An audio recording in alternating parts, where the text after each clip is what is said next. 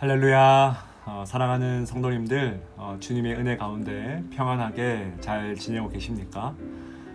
베드로는 오늘 말씀에서 사랑의 입맞춤으로 서로 무난하라, 그렇게 이 편지를 마무리하고 있습니다. 쉽게 무난조차 할 수 없는 이 시대에 이 권면이 더욱더 한편으로는 마음 아프게 다가오는 듯하죠. 그러나 오늘 이 말씀 묵상을 통해서 특별히 이제 베드로 전서의 오늘 마지막 시간인데요. 이 말씀을 통해서 결코 시들 수 없는 우리가 가져야 할 그 열정이 무엇인지 우리 함께 또 살펴보고 또 은혜 누리는 시간 되길 축원합니다. 베드로는요, 우리 그리스도인의 삶과 또 교회 공동체의 이 컨텍스트를요 철저하게 이 세상에 둘러싸여 있는 것으로 위치시키고 있습니다.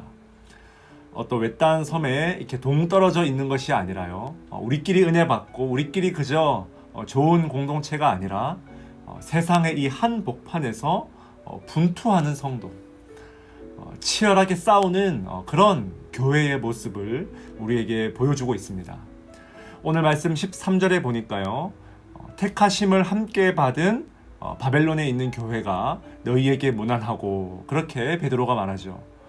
여기 이 바벨론이 대체 어디일까? 대부분의 성경학자들은요, 이것이 그 당시의 로마를 가리키는 것이 거의 확실하다고 입을 모아 주장합니다. 요한계시록에도 보면요, 이 로마를 큰 바벨론으로 그렇게 설정해놓고 이 땅이 얼마나 악하고 가증한지를 보여주고 있죠. 우리가 잠시 나그네와 같이 머물고 있는 이 세상이 바로 그렇지 않습니까?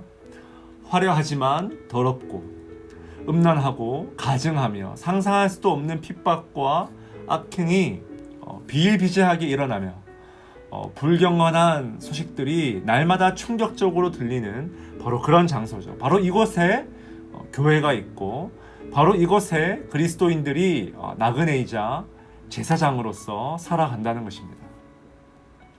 그래서 오늘 8절 말씀에 베드로가 말하죠. 근신하라, 깨어라, 너희 대적마귀가 우는 사자같이 두루 다니며 삼킬 자를 찾는다. 참 여러분, 베드로가 우리에게 알려준 가장 탁월한 이 세상의 영적인 그런 이미지 아닙니까? 어떻게든 성도로서 살아가지 못하도록, 어떻게든 그리스도인으로서 산 소망을 가지고 살아가지 못하도록, 어떻게든 이 고난이 영광됨을 기억하며 하루하루 살기보다는 어떻게든 이 세상을 따라서 살아가도록 만드는 이 세상의 이 마귀, 이것이 바로 성도의 현 주소이자 교회의 현 주소라는 것입니다. 그래서 베드로는요, 흩어진 수많은 성도들, 말씀이 뿌려져 있듯이 지금 각 지역에 흩어진 이 디아스포라 공동체를 향해서요, 먼저 서로 뜨겁게 사랑할 것을 권면했습니다. 함께 고난을 견뎌내야 할 이 지체들, 함께 예수의 제자된 자들, 함께 이 세상의 소망이 아니라 영원한 그 하늘나라의 소망을 품고 살아가는 이 형제 자매들에게 이 사랑을 함께 나누는 것이 너무나 중요하다는 것입니다. 이 일을 위해서요, 베드로는 오늘 말씀에서 특별히 교회의 이 리더들에게 우리의 목자 되시는 예수님의 비전을 더 나아가서 제시하고 있습니다. 2절 3절 말씀 제가 읽겠습니다. 너희 중에 있는 하나님의 양 무리를 치되 억지로 하지 말고 하나님의 뜻을 따라 자원함으로 하여 더러운 이득을 위하여 하지 말고 기꺼이 하며 맡은 자들에게 주장하는 자세를 하지 말고 양무리의 본이 되라. 아멘. 여러분, 이 교회를 섬기는 리더의 가장 이상적인 모습은요, 절대로 말 잘하는 연설가의 모습이 아니라는 거예요. 행정가도 아니고요, 경영가도 아닙니다. 어떤 세련된 엔터테이너의 어떤 그런 모습이 절대로 아니라는 거예요. 바로 이 목자의 모습, 양무리를 돌보는 이 목자의 모습이 너무나 필요하다는 거예요. 이 바벨론과도 같은 이 세상에서 여러분, 교회와 성도들이 뜨겁게 사랑하기 위해서는요, 예수를 닮은 이 목자의 모습, 이 세상 속에서 뭡니까? 이른 양 한 마리를 찾아 헤매시던 그 예수를 닮은 목자의 모습이 너무나 절실하다는 거예요. 베드로가 여러분 왜 이렇게 목자 되신 예수의 비전을 제시하고 있는지 우리는 너무나 잘 알고 있죠. 주님은 베드로에게 네가 나를 사랑하느냐, 네가 나를 사랑하느냐, 이렇게 3번이나 주님은 물으셨어요. 내 양을 치라, 이 목자의 사명을 주시기 전에 네가 나를 사랑하느냐, 이 질문에 대한 반드시 명확한 점검이 있어야 된다는 거예요. 왜 그렇습니까? 결코 시들지 않고 지치지 않는 이 모든 사역에 대한 이 열정이 바로 이 질문에서 흘러나온다는 거예요. 어떤 자가 목자가 될 수 있습니까? 어떤 자가 리더가 될 수 있습니까? 예수의 사랑을 받는 자, 예수님을 깊이 사랑하는 자, 예수님과 이 사랑의 교제를 시간이 갈수록 더욱더 깊이 누리는 자, 예수님을 사랑함으로 성도들을 사랑할 수 있는 자. 여러분, 이 예수의 사랑을 놓치면요, 우리는 다른 사이비 사랑에 빠지게 되는 거예요. 예수보다 세상을 더욱더 사랑할 때 우리는 자원하는 마음이 아니라 뭡니까? 억지로 이 주님 맡기신 이 사역을 감당하게 되죠. 여러분, 교회 모든 사역이 그렇지 않습니까? 이 자원함이 사라지면 변질되는 거예요. 여러분, 또 뭡니까? 예수보다 나를 더 사랑할 때 더러운 그 이득이 더 우리의 시선에 들어오는 거예요.